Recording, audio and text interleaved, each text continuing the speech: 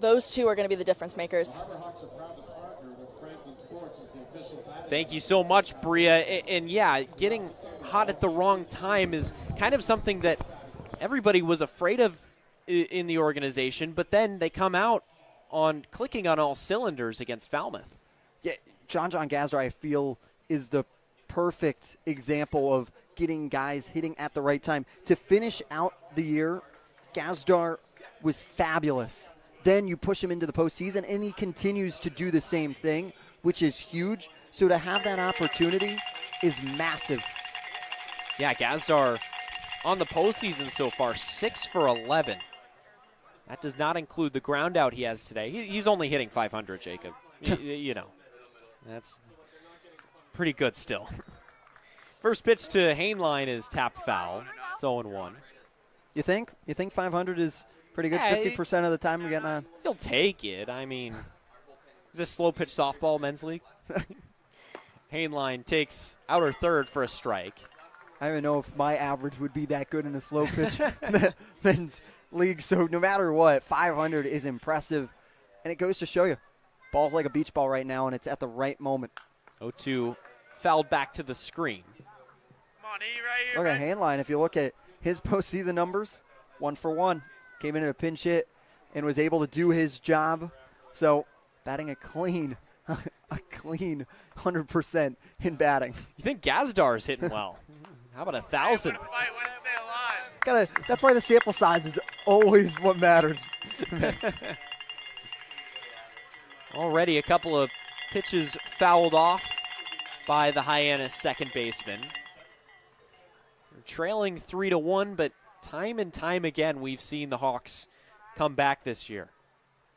0-2 spins out of his hand just a little bit, and Tristan Smith has been impressive today, doing what he normally does best in having command over his fastball, able to put it within the centimeter wherever he wants. Hainline, a slow dribbler up the third base line, but it goes foul. And I'm interested to see how, once you turn this lineup card over for these Harbor Hawks, how do they adapt to Smith here in their second at-bat against the Tiger? 1-2 is a swing and a miss. And he continues to look real good today. The big, tall lefty. 90-mile-an-hour changeup low in the zone. Smith was able to go down and pull the string on Hainline to have him come around and swing and miss. So here's Zach Earhart out of Oklahoma State. Per usual, that corner is brought in against him, but he's going to pop up the first pitch on the infield. Who's got it? It's Eblin walking in to retire the second out of the inning. Earhart just got under a 90-mile-an-hour fastball up and away. So Gazdar attacking early there. He saw something that he liked in that fastball in the outer part of the plate, just too far out, had to really go out and reach for it. Ultimately, just pops it a mile into the sky. We talked about John. Well, here's John. First pitch is taken for a strike. More of a contact hitter. You're not going to see him launch balls over the fence, but he's got that gap-to-gap power where he's able to leg out doubles and even triples occasionally. The 1-1 from Smith on the way, missed down and in. And what I love about John Gazdar is his development. And through talking to him over the last week of the season, kept pressing him. What's changed? What's changed? And he kept pushing me off, saying nothing. Another pop-up to the right side of the infield this time. Kuroda Grauer under it, calls everybody off, and it's a 1-2-3 inning for Tristan Smith, who continues to impress here on the playoffs in Game 1, presented by Torino.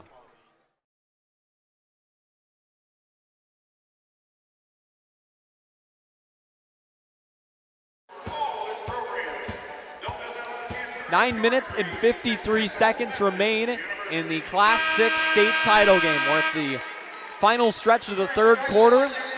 Kickapoo has trimmed a 15-point halftime deficit down to 10. It's 39-29 Incarnate Word, who brings a 130-win game-winning streak into the Class 6 state title game. February 8th, 2020 was their last loss against Rockbridge, who they knocked off last year in the state title game, and they just knocked off in the semifinals of this tournament just yesterday. Here's Caffey moving from left to right into the front court. Hill drop steps inside, gets alone in the lane, layup no good, but the foul. Peyton Hill staying aggressive in this third quarter. She'll head to the line for a pair of free throws.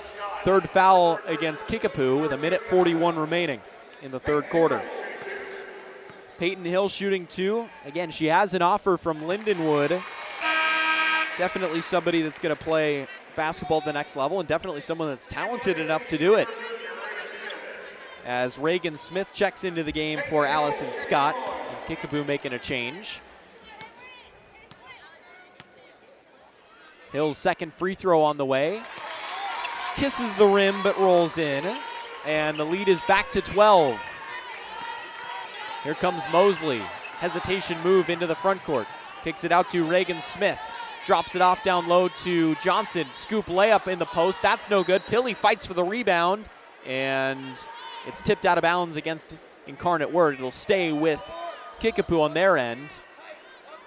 And Kaya Johnson inbounds it just to the left of her own hoop. Looking for somebody. Johnson lobs it up to Mosley, top of the key. Mosley working against Owen. Crossover move, gets to her left if she wants it, but she finds Salazar at the right wing. Salazar hesitates at the elbow, now gets it out Johnson. Johnson down the lane, contact layup is wild and no good. The fight for the rebound is a tie-up, and the possession arrow favors Incarnate Word. Johnson nearly got her own rebound, but a nice job by Peyton Hill getting her hands in there, nearly forcing a steal, and it goes back to Incarnate Word, who lead by 12. 60 seconds to go in the third quarter. They rotate it down low to the post. Nice ball movement, but it gets stolen away by Mosley. 2-on-2 break for Kickapoo. Mosley, hesitation dribble, nearly lost it. Hesitates to the baseline, goes up with a scoop layup. Reverse, that's no good. Rebound tipped around and controlled by Stricker. And Incarnate Word left to right. Jump step by Caffey inside. High off the glass and in. That was a beautiful finish by Nevaeh Caffey, who has her first points of the third quarter. And the lead back to 14. Johnson, skip pass for Salazar in the corner. Thought about a 3, drives baseline, now resets it into the corner. Mosley at the Norton Stewart court script at the near side. 27 seconds to go in the third quarter. Kicks out Johnson, open 3 on the way. Missed it short, barely grazed the rim. Rebound collected in by Stricker. Quickly up the floor comes Incarnate Word. They get it into the corner for Owen, who drives baseline. Rotate it down low. Wide open look for Best in the paint. She gets fouled from behind, can't hit the layup, but she'll go to the line for 2 with 11 seconds to go.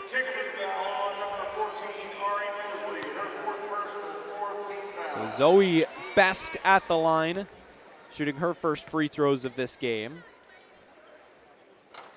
She misses the first off the front of the rim, no good. Good to see her back into the game. She took a nasty bump on the other end of the court earlier in the game. She kind of went down at a 90-degree angle, her body at a 90-degree angle to the ground, and she may have hit her head, and she was slow to get up. May have gotten the wind knocked out of her. She misses both, but Incarnate Word trying to track down the rebound. They can't, and it goes out of bounds right in front of their own bench. It'll go back to Kickapoo, but again, Zoe Best, slow to walk up off the floor, get up off the floor, but she comes back into the game. 10 seconds to go for Kickapoo. Johnson looking for somebody to get it into, and the 5 count is down, and a turnover for Kickapoo, down 14. Now Incarnate Word looking for the final word of the third quarter. They lead 43-29. Inbound it to Caffey, taking her time. Gets it up top to Hill. Hill drives down the right side of the lane, jump stop inside, kisses it off the glass, no good. Salazar pulls in the board. Half-court shot is no good. She tried it from the opposite free throw line, and that's how the third quarter comes to an end. Kickapoo trails by 14 into the final quarter of their season. This is the Class 6 state title game in the Misha Show Me Showdown on ESPN The Jock.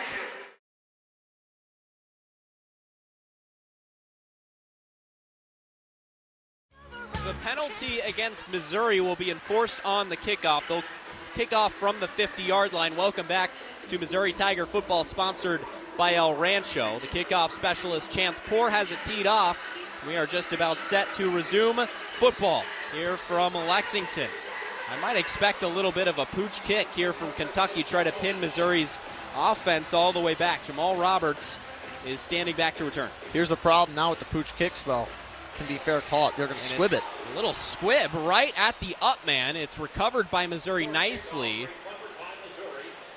On the recovery, it was Sidney Williams, the DB, that committed the penalty, also wearing number 3 along with Luther Burden. Yeah, Missouri needs to find something there from the DBs, from really the whole defense. Nothing's looked impressive yet. First off, though, got to find a drive here if you're the Tigers. Cannot put your defense back out there down 2 possessions. Ray Davis, 7 carries for 70 yards early in this one. Now with 2:06 remaining in the opening quarter, down 14 points. Missouri's offense returns to work. And this Kentucky student section on the right side of your radio dial at the end zone, it gets loud. Brady Cook in the shotgun, sends Weiss in motion from left to right, gives up the middle to Nathaniel Pete, who squirms through a tiny little hole, falls forward for a gain of 4. Yeah, Kentucky throwing some zone at Missouri right now. I would throw on that right here if I'm not Blake Baker, if I'm Kirby Moore. Get this Kentucky defense caught in zone and let Brady Cook pick them apart a little bit. Makai Miller checks in for the Tigers. Cook works at 2nd and 6 from the shotgun. 2 in the backfield with him. That is Burden and Pete. Takes the shotgun snap, 3-step drop, gets popped as he throws. It's nearly intercepted. He overthrew Norfleet, and coming over to almost intercept that football was the Kentucky defender, Maxwell Hairston. 3rd down and 6 to go. Missouri has been falling behind schedule left and right today. And that's kind of been a theme for them. They've really relied on the big play on 1st and 2nd down throughout this season. Their 3rd down percentage is not good. Ball spotted on the far side, Cash. Cook in the shotgun with 5 wide receivers now as Weiss goes out of the formation, out left. He drops back, clean pocket, steps up. He's going to try and run it, and he's dragged down. It's a flag on the backfield, but it looks like it's going to be either a face mask or a horse collar on Keyshawn Silver, who was able to work around the tackle, work his way back to Cook, and bring him down. And there is no foul on the play. Unbelievable. I'm not sure how there's no flag there. It looked like Cook was either dragged by the face mask or the horse collar. Might have gotten front on that shoulder pad, but another 3 and out for Missouri. And Mickey, let's be honest, this was about the worst first quarter you could have imagined for the Tigers, and the suffering might not be done yet. Minute 15 remains. So once again, out to punt is Luke Bauer. And back deep to receive is Tavion Robinson. He stands at his own 20-yard line. Ball spotted at the 35-yard line. They bring a rush. He's nearly hit. Robinson calls for a fair catch on a high end-over-end kick. Fields it at the 26-yard line, and that is where Kentucky's offense will begin with 58 seconds remaining in the first quarter after the break. Missouri really struggling right now. They need a stop from their defense. It's 14-0 Wildcats on KCOU 88.1 FM, sponsored by El Rancho.